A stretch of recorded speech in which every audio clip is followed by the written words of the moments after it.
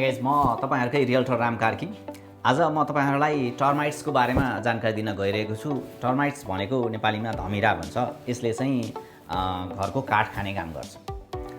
Specially यो चाहिँ चिसो अथवा मोइस्चराइज भएको ठाउँमा चाहिँ बस्न रुचाउँछ र त्यहाँका काठहरू सबै खाएर घरलाई कमजोर बनाउने काम गर्छ।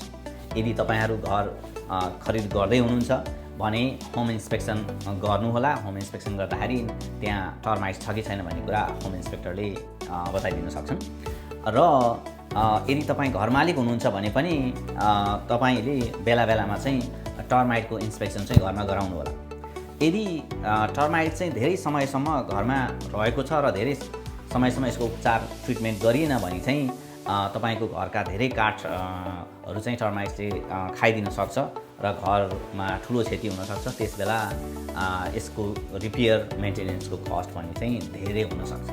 इभन कतिपय अवस्थामा त घर लस्किने अथवा बस्ने पनि हुन सक्छ। सो घरमा चाहिँ यदि तपाईको घरमा चाहिँ टर्माइट्स छ भनेदेखि अथवा छ कि छैन भनेर बेला बेलामा चाहिँ चेक जाँच गरिरहनु राम्रो हुन्छ।